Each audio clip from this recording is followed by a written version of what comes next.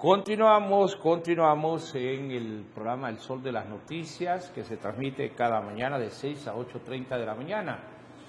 Aquí tenemos la oportunidad de traer invitados e invitadas de alto nivel para hablar de los diferentes temas del acontecer nacional y también de lo que ocurre en la vida diaria.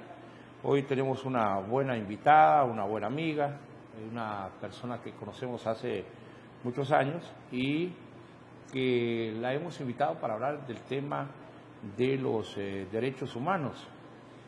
La abogada Ángela Sosa, los derechos humanos, una nueva práctica. Este es un tema que en Honduras en la década de los 80 fue cuando empezó a conocerse, y uno de los abanderados era el doctor Carlos Roberto Reina y también don Ramón Custodio López y otros hondureños que se unieron para tratar de ir haciendo conciencia del hecho de que la autoridad tiene también algunas restricciones en cuanto al trato que debe tener con los particulares.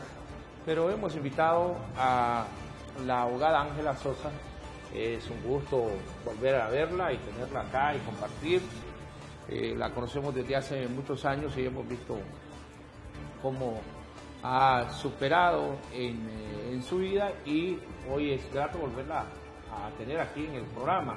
Ahora vamos a hablar de derechos humanos. ¿Qué tal? ¿Cómo está? Buenos días, pues muy contenta de estar con usted y agradezco mucho esta oportunidad de poder estar en esta entrevista, que realmente yo quisiera que fuera una conversación de la cual muchas personas pudieran aportar y captar el mensaje de este video.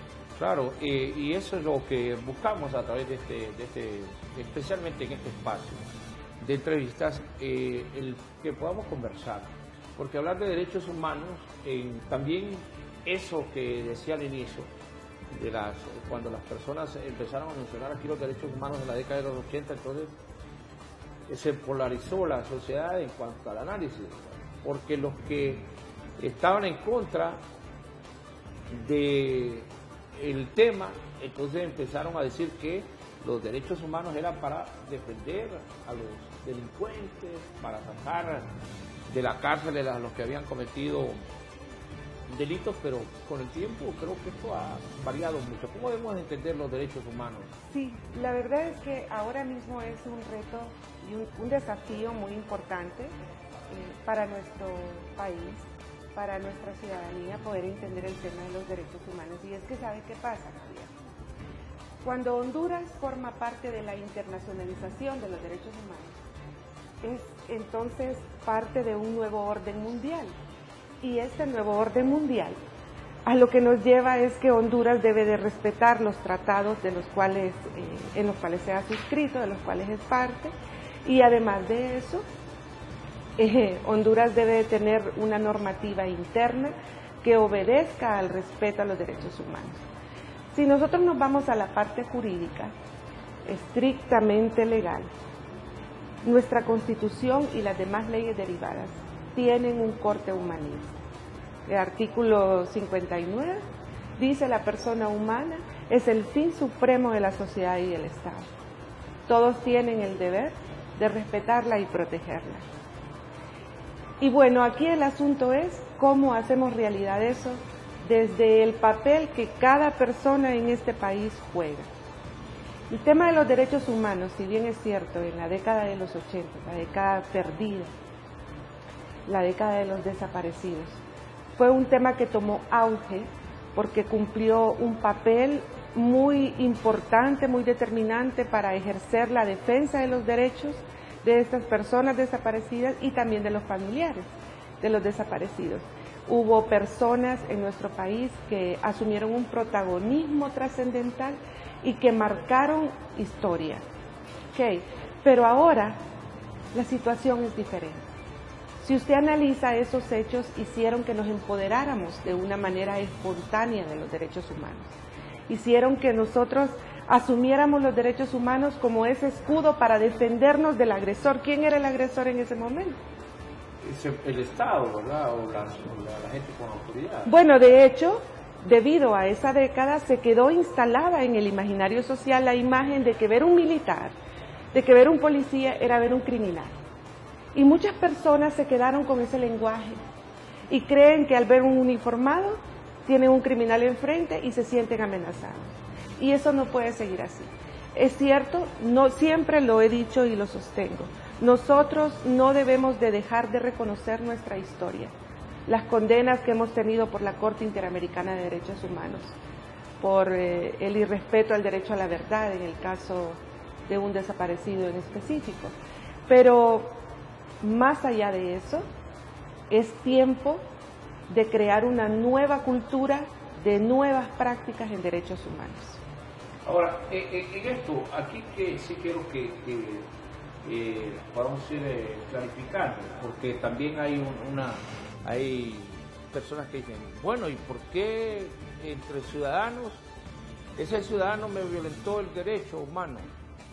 Y otros dicen que el derecho humano quien lo violenta es aquel que, teniendo autoridad, la ejerce más allá de lo que la ley le permite. Entonces, ¿cuál es el concepto claro en esto del derecho humano? Sí. ¿Quién violenta un derecho? ¿Los ciudadanos de común o alguien que tiene autoridad contra alguien que no está investido de autoridad? Muy bien. Como el objetivo de los derechos humanos es justamente equilibrar el ejercicio del poder, el ejercicio de la fuerza pública sobre la ciudadanía, técnicamente, quien violenta los derechos humanos solamente es el Estado a través de sus servidores estatales. Es decir, no solamente a través de un policía, a través de un militar, también a través de un empleado que trabaja para una Secretaría de Estado, que es negligente en el ejercicio de sus funciones, o que es corrupto en el ejercicio de sus funciones, o que omite cumplir con el ejercicio de sus funciones. El médico que presta servicio público en el hospital también es garante del respeto a los derechos humanos. El problema aquí es, Javier, que nos hemos quedado encuadrados en esa teoría. Y entonces creamos una novela. Y en esa novela el antagónico es el policía y el militar. Ellos son los malos de la película. Los buenos son los ciudadanos que andan en la calle manifestándose, algunas veces pacíficamente, últimamente de manera violenta.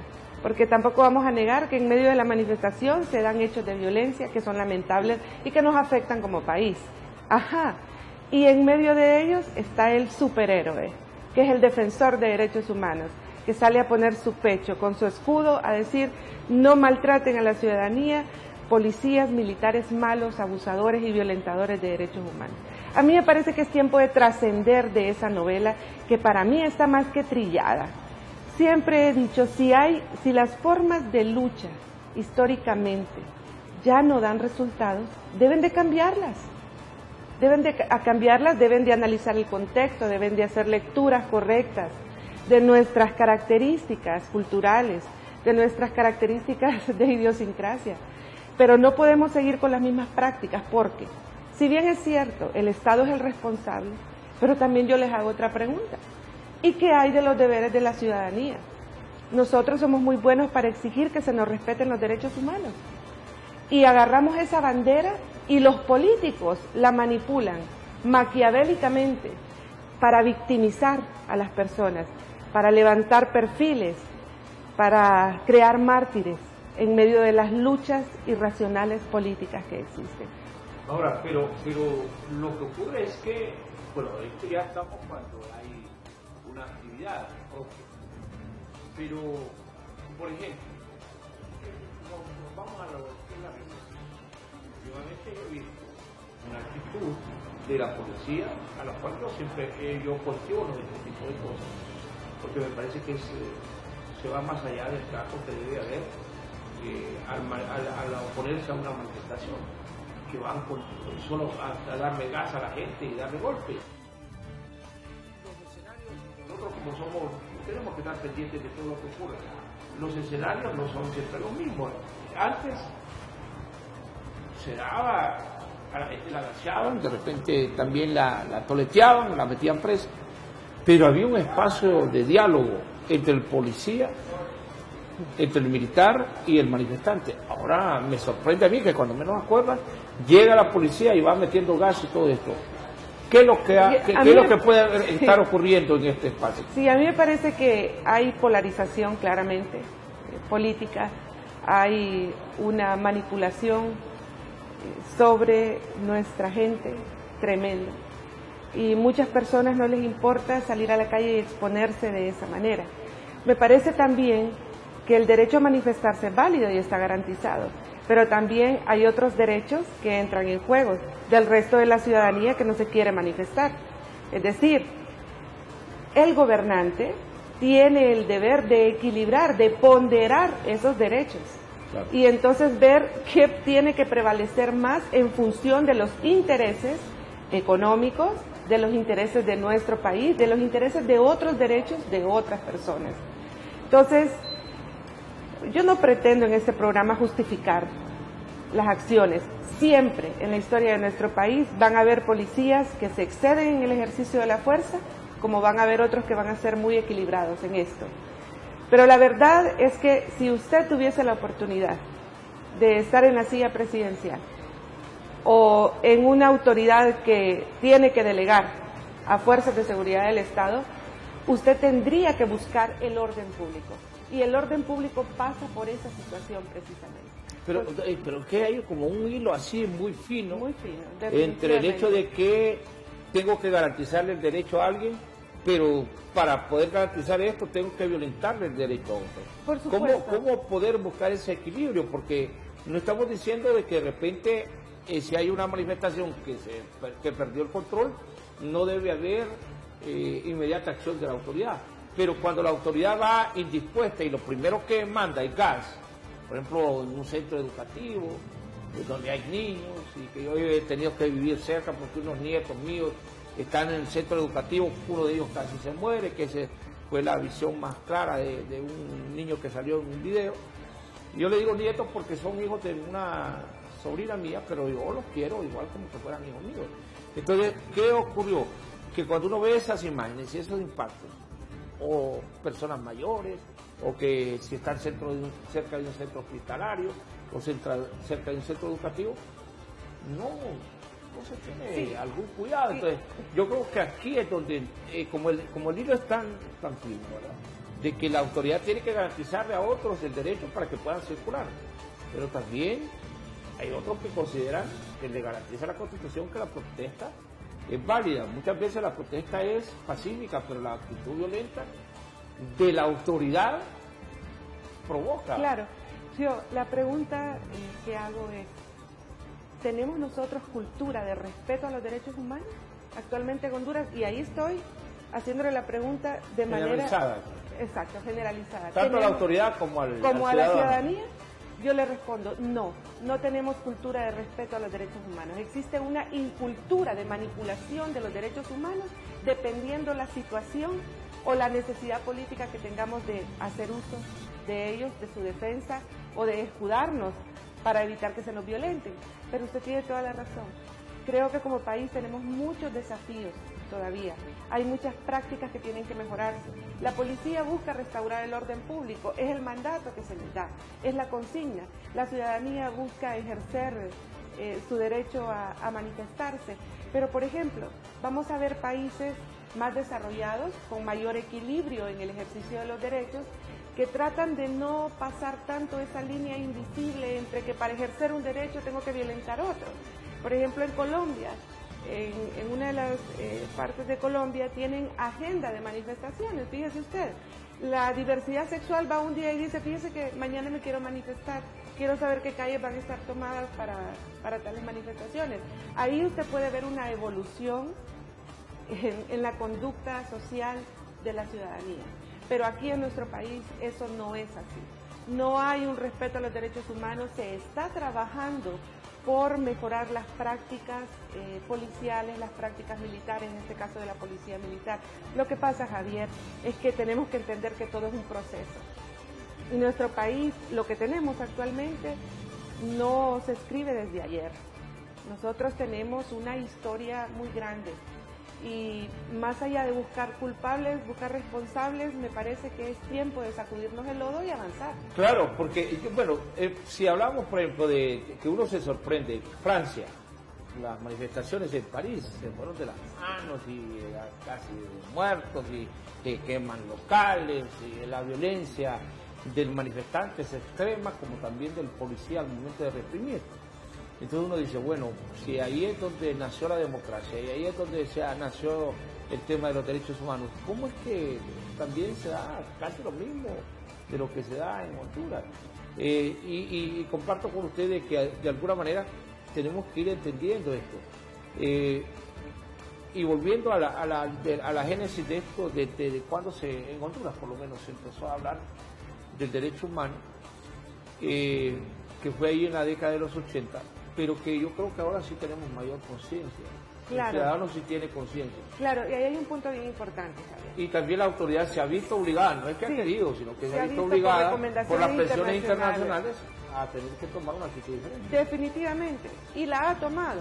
Y no solamente desde el actual gobierno, anteriormente, pero mire, más allá de eso hay algo bien importante. No fuimos educados en derechos humanos.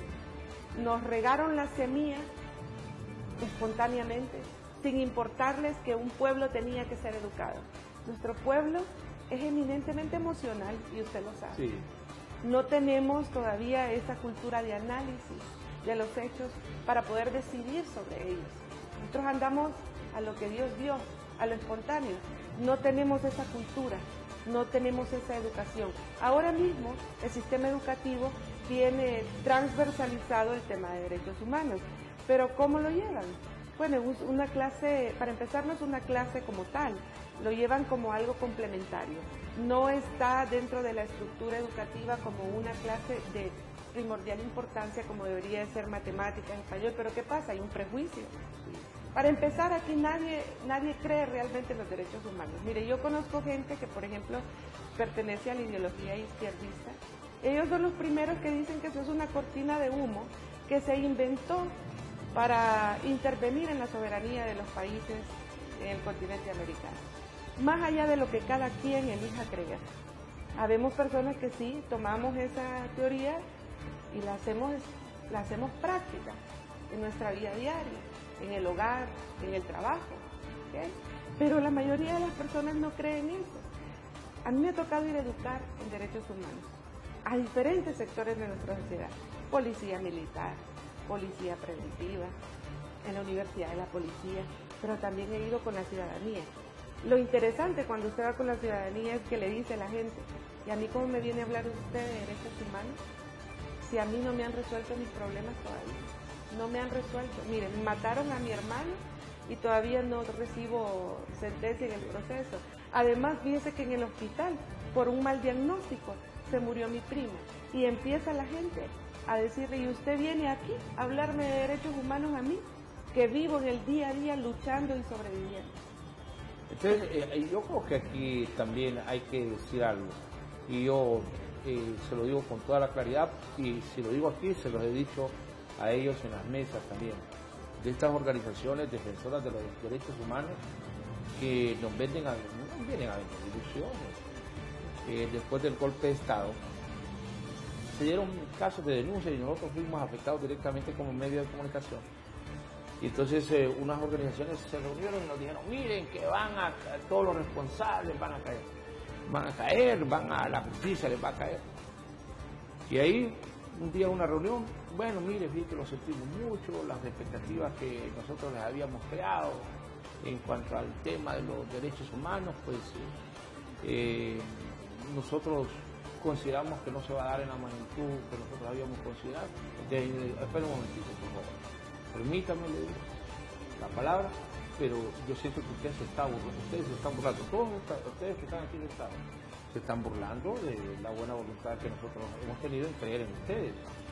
Y desde ahí, aquí habrá unas 2 organizaciones de derechos humanos a las que yo les puedo tener confianza. De ahí me parece que se convirtieron en vividores también del tema de los derechos humanos. Sí, es lamentable eso. Porque también lo ven desde el punto de vista ideológico.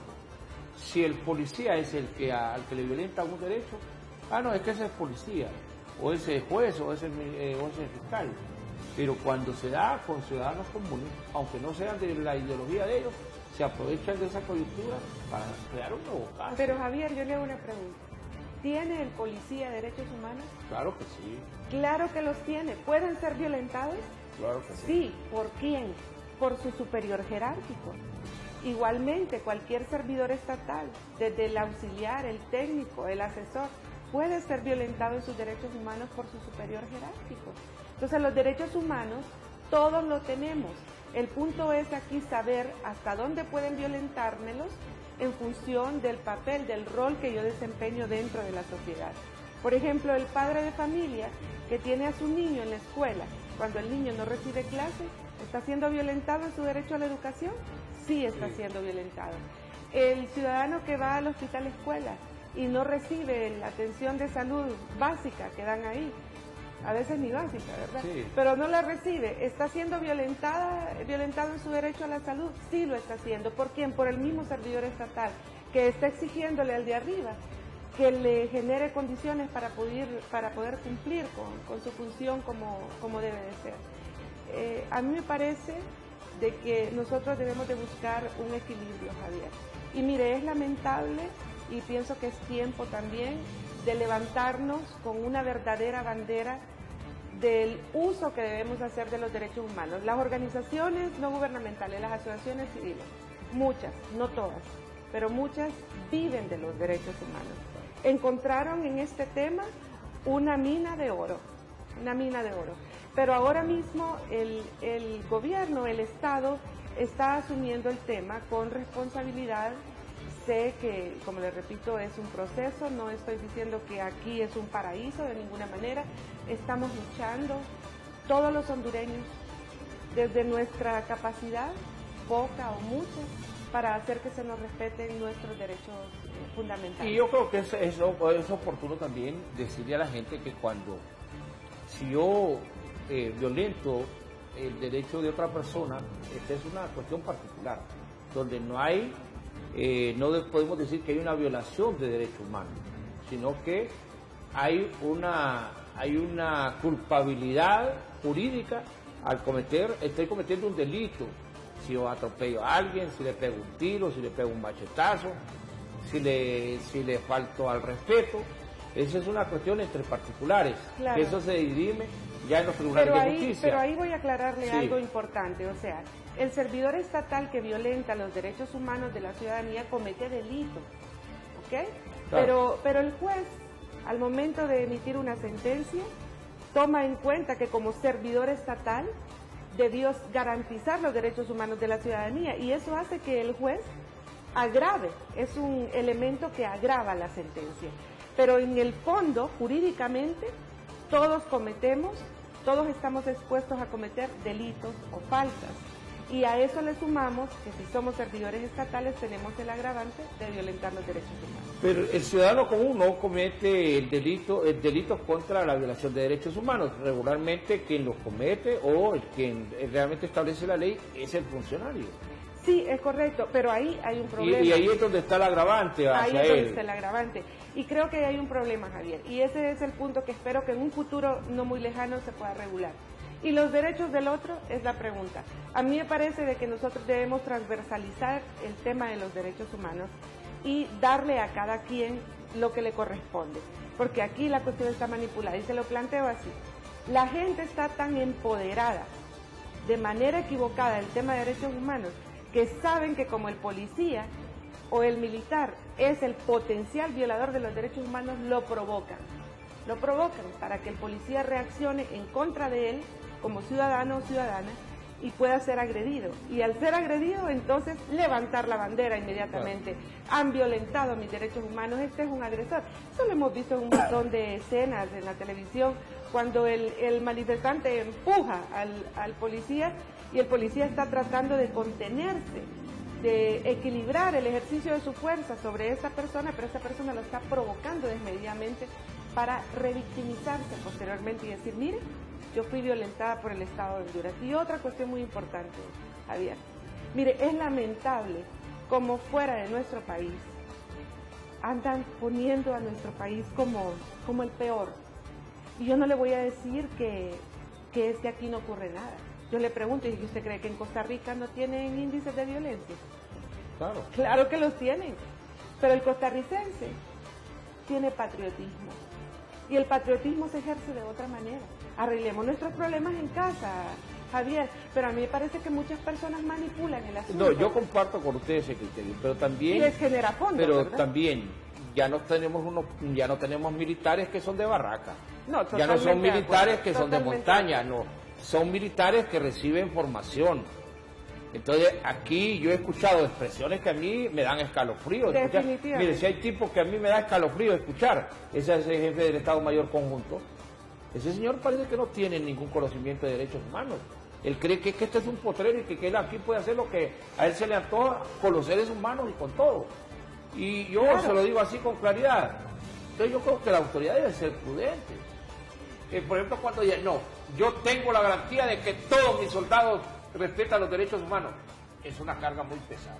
Sí, es un atributo aún muy grande Sí. para dárnoslo, Entonces, porque de debe hecho ser prudente, estamos en medio de un proceso educativo. Sí. Apenas, por recomendaciones internacionales, se gestó un proceso educativo en las fuerzas de seguridad del Estado con enfoque de derechos humanos. Entonces, definitivamente, debemos de nosotros entender el papel que cada uno tiene, Claro. ¿verdad? Él tiene que decirlo, porque recuerde que es el Estado, y el Estado es el garante, y tiene, en todo caso, lo que más podríamos decir es, se está trabajando para formar Claro. a nuestros cuerpos de seguridad con un enfoque de derechos humanos. No, y que, por pero ejemplo, no es fácil. ¿Y qué ocurre? Dicen, no han violentado los derechos, pero al siguiente día tiene que presentar a 2 o 3 miembros de los militares o de la policía militar porque han cometido de repente violación a los derechos humanos. Entonces yo lo que Claro. llamo es que la autoridad ante todo debe ser prudente.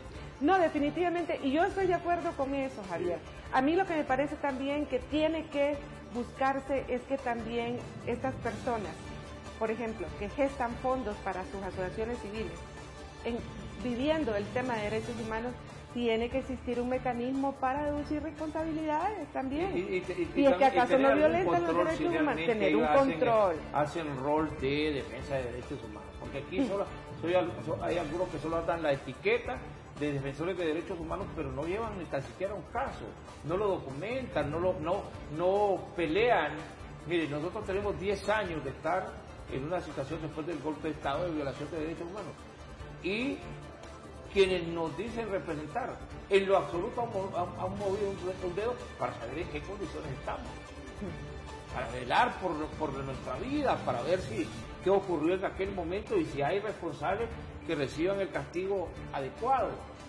Mire, Y si hay que resarcir daños, pues también, ¿verdad? definitivamente. Entonces no han sido diligentes en cuanto al manejo del caso de ¿por ustedes. qué? Porque quienes están dirigiendo nuestros casos, políticamente hubo una situación y entonces vinieron ellos y se alejaron. Hubo un personaje aquí que en este momento está siendo cuestionado por su misma compañera defensora de derechos humanos de ser un acosador. Y entonces el individuo y un día dijo, por una opinión política que se dio, dijo, no, fíjate que ya no te podemos, le dijo a uno de los compañeros, no, ya no te podemos defender, no te podemos estar dando el apoyo sobre los derechos humanos, porque allá seguir en Costa Rica dice que ya no se puede dar apoyo. Me parece que sí, cuando se politiza el tema también. Estamos totalmente de acuerdo. Y algo bien importante, Javier, ¿usted cree que nosotros estamos unidos como hondureños? Yo creo que, mire, es que es utópico también.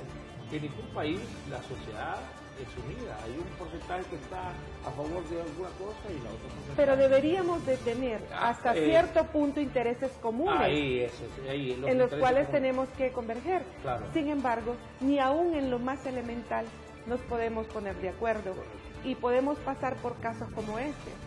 Usted le vinculan su opinión política a la defensa que se está haciendo en derechos humanos en el caso específico. Eso que denota al final la postura del ministro de Defensa, me decía usted. De seguridad. De seguridad. No, perdón, el jefe de exacto. La postura de él, la postura del otro que fue denunciado que les lleva el caso a ustedes. Al final, todas esas actitudes denotan falta de educación en derechos humanos. Si nosotros recibiéramos una educación, si estuviera realmente transversalizado en el sistema educativo, nuestras generaciones futuras van a tener una conducta totalmente diferente en este asunto. Porque ¿quiénes al final, quiénes van a relevar estas generaciones que están en el poder?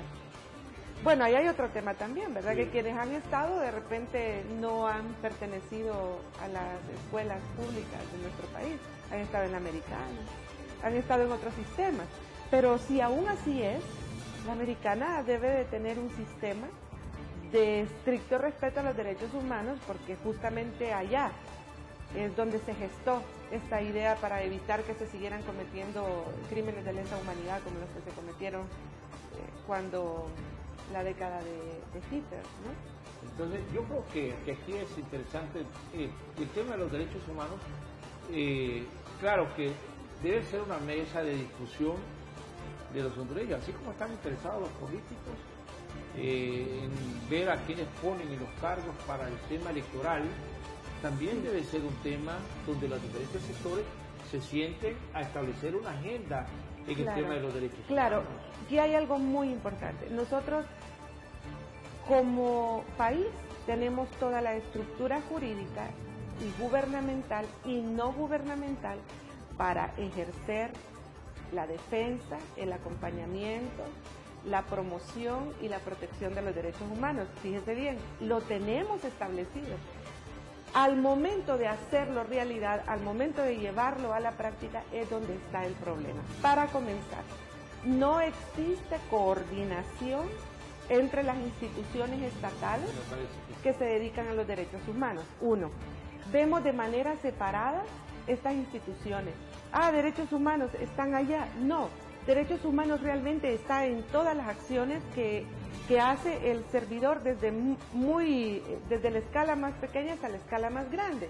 Y nosotros los ciudadanos debemos de ser respetados en precisamente nuestro derecho. Pero ¿qué sucede? El sistema de protección nacional de derechos humanos está descoordinado. Cada quien anda por su lado. Una institución de repente no sabe lo que está haciendo la otra institución. Y el ejemplo más claro es la generación del dato en derechos humanos.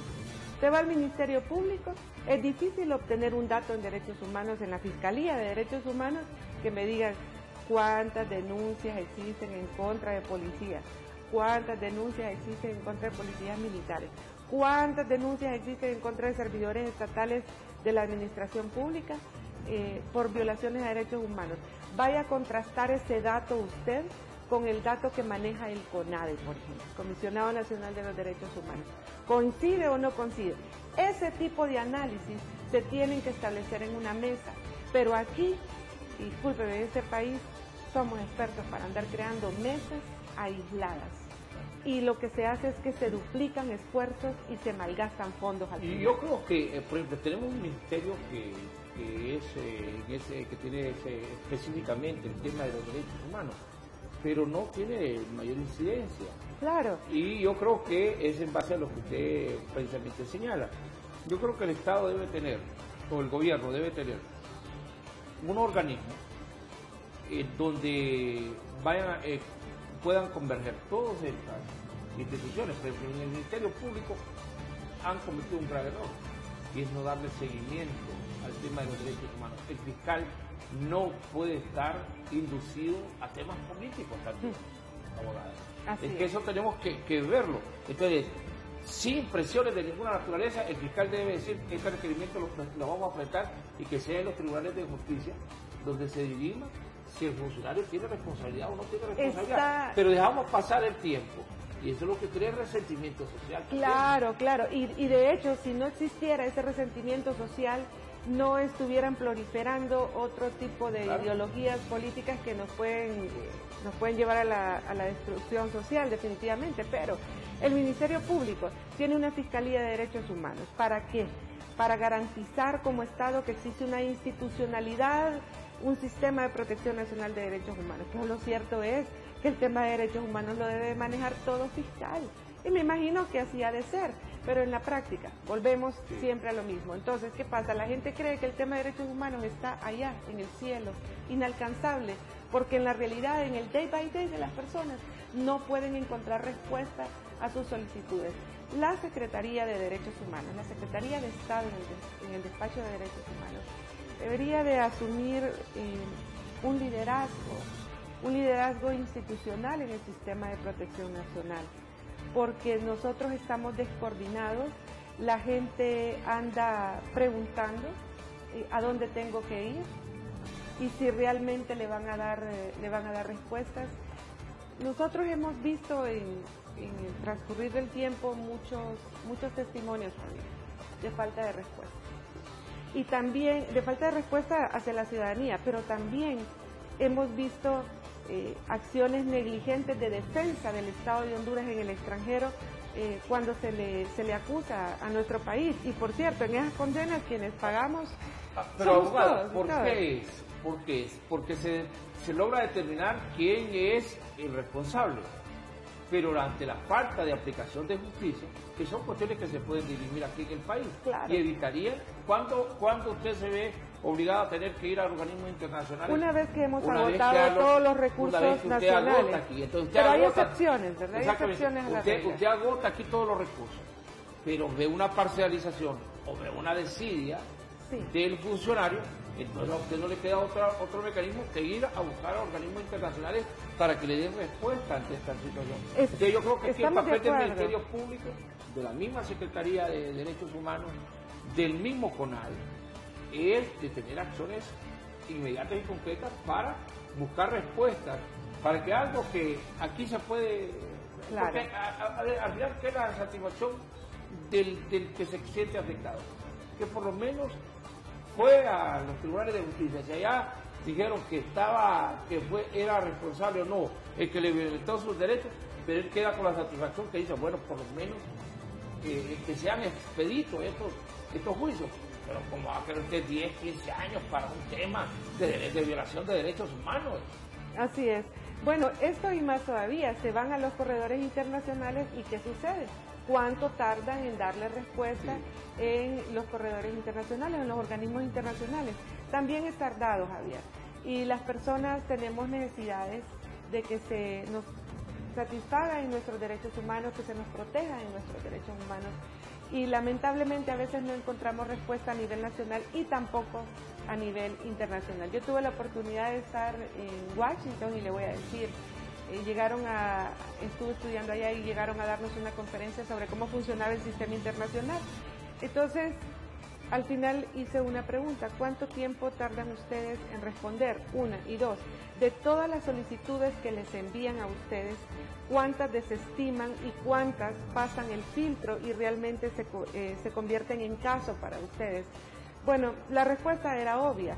Entonces al final le dije, ¿sabe qué sugiero? Que ustedes hagan un contraste de la cantidad de solicitudes que reciben y la cantidad de casos que resuelven para que puedan medir la eficiencia, esa misma eficiencia a la que debemos de estar llamados todos en este país. Hay algo que lo puso de moda nuevamente el presidente de la República y es el tema de los privados de libertad. Claro.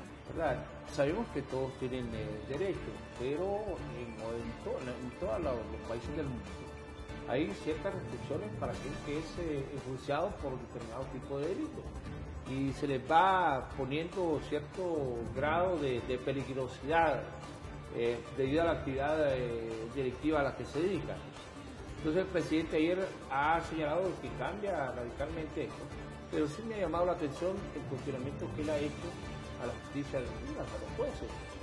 Si cuestionamos a los jueces en el país, si creemos que algo que no me agrada a mí, entonces la justicia se está violentando y cuando viene de una autoridad, entonces ¿en qué país estamos? Bueno, los privados de libertad son una población en condición de vulnerabilidad. Eso no lo podemos negar, históricamente así ha sido. Las condiciones de vida de ellos, básicas, tienen que estar garantizadas conforme a estándares internacionales. Ahí hay un problema serio, porque no solamente se trata de garantizar la vida, la alimentación y la salud de esas personas, también el derecho a la rehabilitación y posteriormente a la reinserción social. Aquí también estamos hablando del derecho al debido proceso que ellos tienen. El tema de la mora judicial es un tema que está vinculado. Entonces, orgánicamente, el Estado tiene que garantizar el debido proceso y las condiciones de vida de estas personas, más allá de que se les sentencie de que hayan cometido o no un delito. La manera en cómo se maneja políticamente el tema es otro asunto. Yo le acabo de explicar técnicamente cómo funciona, ¿verdad? Claro. Ahora, pero por ejemplo, ¿cómo viene el familiar de la persona que está privada de libertad y exige que se le respete el derecho humano? Claro. Pero aparentemente, según lo que señala el presidente, y yo me refiero al presidente porque él es el que ha hecho el cuestionamiento, dice que lo que ocurre es que si va el familiar, si va, bueno, se ha atrevido a decir que algunos abogados van a estas cárceles de máxima seguridad mediante claves, mediante mecanismos, mandan información para que continúe la acción delictiva. Javier, ahí entra en juego justamente las decisiones que los gobernantes tienen que tomar para garantizar otros derechos. Mire, más allá de todas las críticas de oposición política, más allá de las inconformidades sociales, políticas que existen en nuestro país, aquí se tomaron decisiones que impactaron. Y la creación de las cárceles de máxima seguridad fueron decisiones que, de alguna manera, bloquearon la continuidad de cierta parte del crimen organizado. Entonces, eso tiene consecuencias y es lógico que se active el reclamo por el respeto a los derechos humanos de los privados de libertad, estamos de acuerdo. Pero también el gobernante tiene que proteger los derechos de las personas que están en libertad. Y ellos manejan información de inteligencia que de repente ni usted y yo la sabemos, y tal vez no la querramos saber tampoco, porque dicen que saber mucho es un problema también. Entonces, la pregunta aquí es, ponderemos, ¿qué derechos tenemos que resguardar? Como gobernante yo le podría decir, a mí me interesa que el privado de libertad tenga vida, tenga salud, tenga alimentos y tenga visitas de familiares controladas estrictamente para evitar eso que estaba diciendo el presidente. Creo que se necesita control, porque usted sabe, sí ocurre en otros países, y creo que Latinoamérica es un fenómeno. Y ese control que cuando uno va a una cárcel de mediana o máxima seguridad, por ejemplo en los Estados Unidos, es impresionante cómo cada detalle de cuando usted ingresa y cuando usted sale del presidio. Así es, y entonces la pregunta es, ¿y los derechos humanos? Entonces ahí es donde caemos en manipulación, pero también es comprensible que los familiares de los privados de libertad tomen esa bandera y digan, por favor, los derechos humanos, ellos tienen que hacer su lucha, cada quien está jugando un papel importante, pero el gobernante me parece que ha tomado decisiones acertadas, los gobernantes en esta área han tomado decisiones acertadas porque se trata del interés de la población en general. Hace mucho tiempo que no escuchamos de algunos delitos que antes se daban. O sea, sí existen otras situaciones que están ahí en cuanto al tema de seguridad ciudadana, pero en el tema de las cárceles de alta seguridad, me parece que eran medidas que debieron haberse tomado hace mucho tiempo, que ahora se tomaron y que de alguna manera han contribuido para bajar algunos índices de criminalidad. Y no estoy diciendo con esto, pues y repito, que no existan tasas ni índices de violencia en nuestro país, porque sí existen, ¿no? Ahora, yo soy del criterio, abogada, en el sentido de que, Ángela Sosa, soy del criterio que la responsabilidad de lo que ocurre dentro de los centros penitenciarios no es del privado de libertad, sino es de los que cuidan. Si yo estuviese preso, yo quisiera tener aire acondicionado, que yo creo que eso no debería verse como algo incorrecto. Quisiera tener donde escuchar música, ver televisión. Y si yo no veo, pero si yo bebiera, a mí me gustaría que si estoy preso, tener la oportunidad de que de vez en cuando me llevaran un trago para beber. Pero yo le voy a hacer una pregunta. Entonces, no es culpa del privado de libertad, es el que le facilita. El que le facilita esas condiciones. El que le permite, por ejemplo, yo me sorprendo cuando en un centro penitenciario encuentran 20, 30 armas, o cuando en un centro penitenciario se agarran a tiros entre los presidiarios, y yo digo, Dios mío santo, o que encuentran que una granada. Entonces, Y cuando llega el familiar y dice, una mujer pretendía entrar droga, no, hasta ahí no cometió el delito porque no la metió, ella pretendía. Y entonces la mujer va presa. Ajá, pero el que permitió que entrara el arma, que entrara la droga, que entraran cuestiones prohibidas, no le cae el peso de la ley. Hasta 1998 nosotros teníamos 28 centros de privación de libertad en condiciones terribles, inhumanas, y muchos de estos centros colapsaron y tuvo consecuencias como país, en nuestras familias. Por ejemplo, cuando se incendió el centro de privación de libertad en Comayagua. Entonces, a mí me parece de que el Estado tiene que ejercer un control y que esos controles son necesarios y que ahí sí que tenemos un rango de racionalidad en el ejercicio de los derechos humanos que debemos de entender. Porque un privado de libertad tiene derecho a la rehabilitación, sí, pero esa rehabilitación, ¿quién la establece? El Estado, a través de mecanismos, a través de habilitación de condiciones para que este privado de libertad pueda incorporarse, por ejemplo, a programas dentro del centro de privación de libertad. Pero no es antojadizo, pero usted se acuerda, en el 98-99, cómo eran nuestros centros de privación de libertad. Eso era una feria, o sea, sí. Prácticamente estar adentro resultaba de ser mucho mejor que estar afuera para una persona sin oportunidades, ¿no? Claro, y había gente que se dedicaba mejor, tal vez que estaba libre. Vamos a ver ahí, compañeros, estaba libre y lo dejaban libre porque había cometido y llegó la etapa de salir. Entonces solo salía de la cárcel a cometer otro delito para volver al recinto penitenciario, porque lo que usted señala, no tenía familia, no, tal vez tenía 20, 30 años de estar preso, ya no tenía amigos, ya el círculo de amistades era muy reducido, entonces preferirían volver a la cárcel, debido a ese problema de la falta de rehabilitación. Pero en medio de toda esta situación no solo vamos a ver la parte negativa. Yo creo que los mismos familiares de los privados de libertad deben de entender que hay medidas que lo que le dan es seguridad al privado de libertad. A mí me parece, Javier, que en nuestro país ha hecho falta orden. Ha hecho falta mucho orden y mucha organización. Y que cuando se pone orden, pues a muchas personas no les gusta. A mí me parece de que tenemos todas las condiciones jurídicas para que la institucionalidad funcione y la ciudadanía pueda recibir la garantía y protección de sus derechos humanos. Me parece que tenemos que mejorar mucho en el tema de educación en derechos humanos. Me parece que el Estado debe de asumir roles de protagonismo en el tema de los derechos humanos, pero dentro del marco que la ley nos habilita. Porque, por ejemplo, está también el tema, y disculpe que me salga un poco porque tiene que ver con todo esto, el tema de diversidad sexual. O sea, ¿puede existir diversidad sexual en nuestro país? Sí puede. ¿Pero pueden casarse? No. ¿Pueden adoptar hijos? No.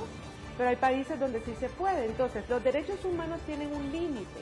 Y el límite está en el reconocimiento que hace la ley hasta cierto punto. Lo que hace el Estado como tal. Lo que hace el Estado como tal, pero a la vez también los Estados han sido productos de nuestra ciudadanía. Dicen que nosotros tenemos los gobernantes que nos merecemos.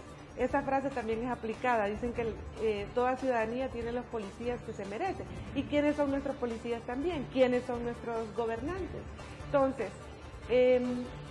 yo le quiero hacer una pregunta a usted.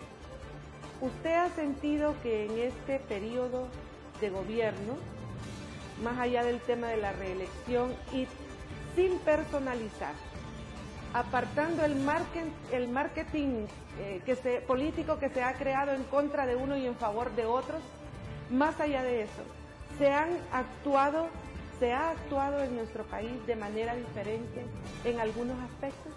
¿Se han producido hechos concretos por parte del gobierno en los que usted pueda decir que se está haciendo algo por combatir la criminalidad? No, el no reconocerlo sería injusto, ¿verdad? ¿Hay así se ha dado algún interés y se ha visto reflejado en algunas cifras? Entonces, ahí quería llevarlo a esta reflexión, pero si nosotros sabemos que se hizo una práctica gubernamental correcta, independientemente de que la hizo el presidente Juan Orlando o que la haga otra persona, independientemente de eso, ¿por qué no seguir practicándola? Viene otro gobernante y entonces se olvida de que existe un plan de país, un plan de nación que se debe de seguir y dice, a mí se me ocurre que ahora debemos de gobernar a mi estilo y tráiganme el caballo, que aquí yo me monto y yo soy el protagonista de esta historia. Y al carajo los 9 millones de hondureños que estamos abajo esperando que nos sigan resolviendo el asunto. En todas las áreas, abogada, no solamente en el tema de la seguridad, ocurre en el tema, yo de lo que tengo uso de razón, he visto que cada presidente quiere poner un sistema educativo acorde a su interés particular. En el tema de salud, llega un presidente que lo que menos sabe no sabe ni de lo que es una inyección, pero él pone una política pública en materia de salud que no es a la realidad que estamos viviendo. Entonces, 4 años han sido suficientes para que un gobierno pueda impactar nuestra ciudadanía, Javier.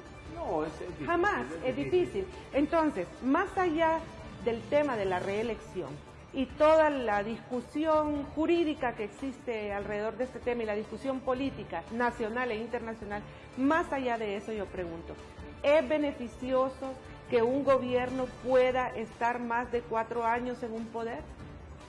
¿Será beneficioso para nuestro país siempre y cuando se hagan acciones en favor, se apliquen políticas públicas en favor de nuestra ciudadanía? Y yo creo que ahí es lo que también siempre hemos señalado, de que lamentablemente en Honduras no ocurre como en los Estados Unidos.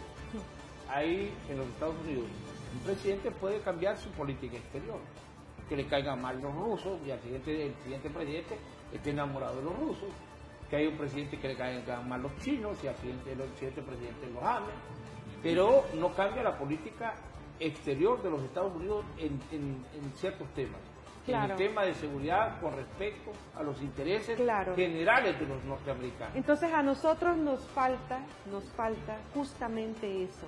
Hay crear asuntos, crear políticas públicas que sean permanentes y que independientemente de quién llegue a gobernar, estas políticas públicas puedan impactar realmente, bajar mediante programas a las poblaciones vulnerables. El caso de Chile es interesante en el tema educativo. Claro, claro. No está un gobierno de corte socialista y de ahí llega uno de derecha recalcitrante, pero el tema de la política pública en cuanto a la educativa es que la educación debe ser gratuita. Claro que en primaria, en secundaria y en la universidad. Y entonces si se da algún pleito es cuando alguien dice, no, es que ahora tenemos que privatizar cierta área de la educación. No, le dicen. No existe, y van y pelean. Pero la política pública está establecida en ese marco. En el tema de la seguridad, la policía chilena es de las menos cuestionadas en el mundo. Y Chile disfruta también del tema de seguridad con bajos índices de homicidio y de violencia. ¿Por qué? Porque los carabineros de Chile tienen como política, puede llegar alguien de izquierda recalcitrante o de derecha recalcitrante, pero la política pública en materia de seguridad ya está claramente establecida. Entonces hay asuntos que no son negociables para un país. Tema de los derechos humanos debe de ser un asunto que no debe ser manipulado por quien esté sentado en la silla presidencial. Pero tampoco que vivan del tema. Exactamente, entonces debemos buscar un equilibrio y debemos como país tomar decisiones diferentes. Aparte de nuestro poco desarrollo económico,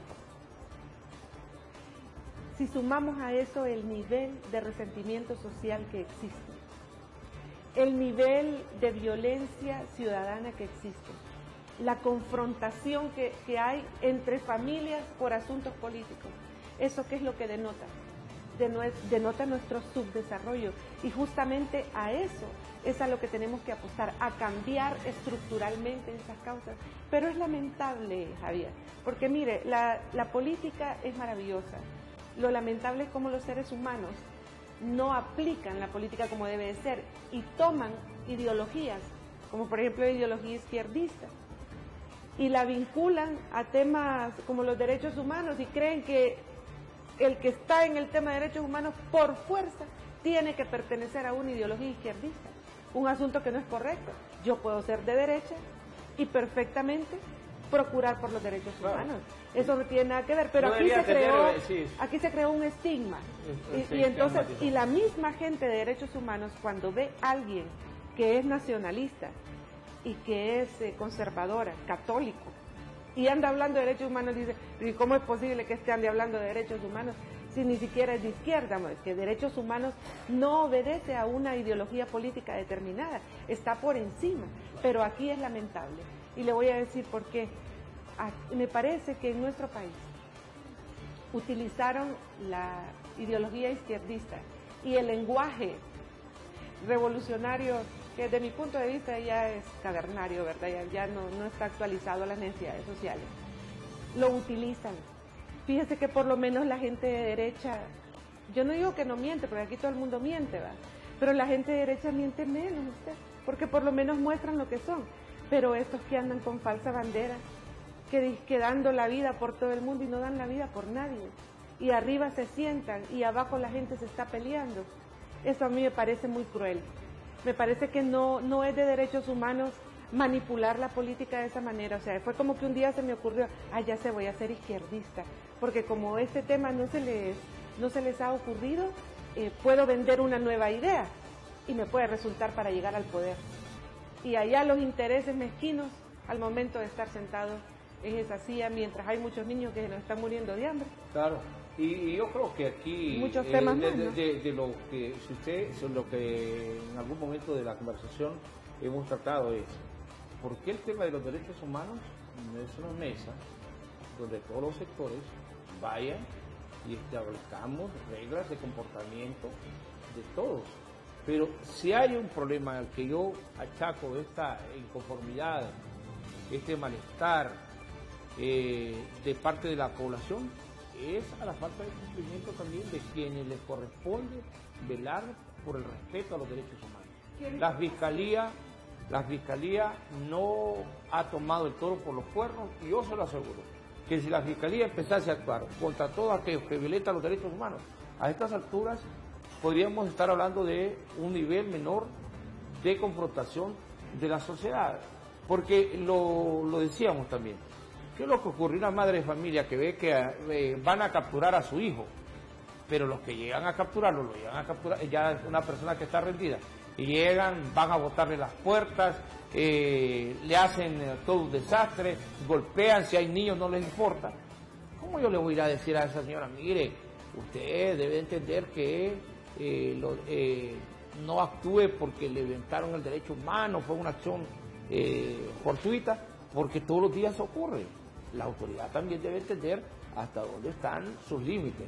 Y si se le da formación, usted me cuenta que ha estado usted y otra gente que viene aquí, nos dice, no, yo he estado dando charlas de derechos humanos, pero cuando actúa el policía o la autoridad, no lo hace con ese compromiso con los derechos humanos. Pues justamente ahí le quiero comentar y darle una buena noticia, es que, bueno, conocimiento que no se pone en práctica es conocimiento muerto. Así es. Y aquí en Honduras, usted sabe, los intelectuales carecemos mucho de humildad. Sí. Y a veces la soberbia intelectual nos lleva al abstencionismo. No buscamos hacer algo más que nuestra comodidad y ahí se quedó el asunto. Pues mire, hemos creado un manual de actuaciones policiales con enfoque de derechos humanos. ¿Qué es lo que se busca con esto? Hay personas que han reaccionado a este manual que todavía no ha sido lanzado. Hay personas que han reaccionado y dicen, pero ¿y qué vamos a hacer con ese cuadernito puesto aquí en la camisa?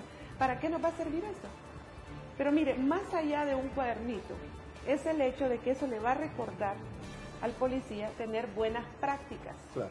En el ejercicio de sus funciones, en el cumplimiento de su deber. Entonces, para eso es que estamos los intelectuales.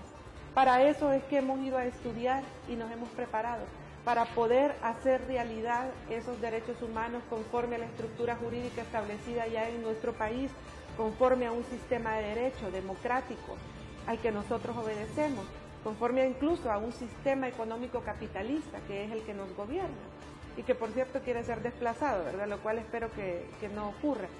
No es conveniente realmente, pero más allá de eso, si no llevamos a la práctica el tema de los derechos humanos, si no comenzamos a poner orden en ese tema, y es ahí donde yo quiero hacer un llamado, en este caso a los que toman decisiones en el poder, que generen una estructura de coordinación más amplia, inclusiva, de todos los actores del sistema de protección nacional, y que tomen cada uno el papel que le corresponde conforme a la ley, como usted dice. Sí.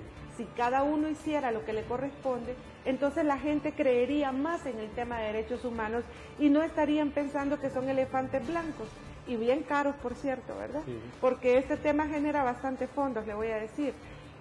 Hablar de derechos humanos no es sencillo, Javier. Es como cuando usted va donde personas que no creen en la religión cristiana y les quiere hacer creer en Cristo.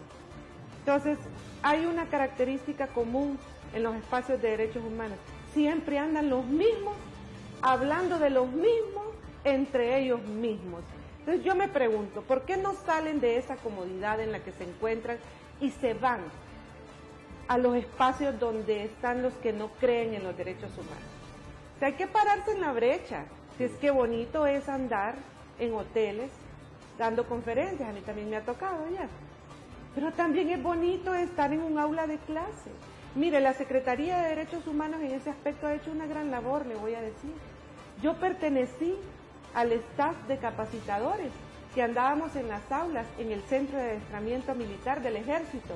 Usted sabe lo que es estar hablando y las moscas rondando con aquel calor en pleno sol. Mire, también eso es maravilloso porque eso le permite a uno conocer cómo están siendo formados esos muchachos, esos jóvenes, y cómo después de venir de una gran troleada, como dicen, tienen que sentarse enfrente de uno como facilitador y uno tener que hablarles de derechos humanos, y estos muchachos a veces cansados, somnolientos, porque ellos son fuertemente disciplinados, porque así tiene que ser, pues no es una escuela de ballet, ¿verdad? Estamos en formación militar, pero ahí también es pararse en la brecha. Y es a lo que me parece a mí que deben de apuntar ahora las asociaciones civiles. Ya basta de estar en el papel, de estar acusando al Estado, eso les ha generado fondos por muchos años, ya dejen de vivir de eso. Entonces ahora creen programas de capacitación a policías, a militares, a policías militares, vayan a meterse al campo minado, asociaciones civiles, ya dejen de estar en esa comodidad de años que han tenido, que vayan a convencer a los que no creen. Ahí, Javier, es donde se demuestra la verdadera vocación a los derechos humanos. Una vez usted me preguntó a mí, ¿usted es defensora de derechos humanos? Yo le respondí, yo no soy defensora de derechos humanos, soy educadora de derechos humanos, porque yo creo que estando viva puedo servir más que estando muerta. Y en un proceso de 5 a 10 años podemos generar, a través de programas educativos, podemos impactar y generar cambios. Eso le voy a decir, que las fuerzas de seguridad del Estado son una maravilla ahora mismo, pero también no podemos negar, como usted dijo objetivamente, que hemos estado en un proceso de cambio, generando una cultura de respeto a los derechos humanos, y eso no es fácil. Esto va a pasar por muchas situaciones que, bueno, ahora mismo las estamos viviendo y muchas más que faltan por vivir, ¿no?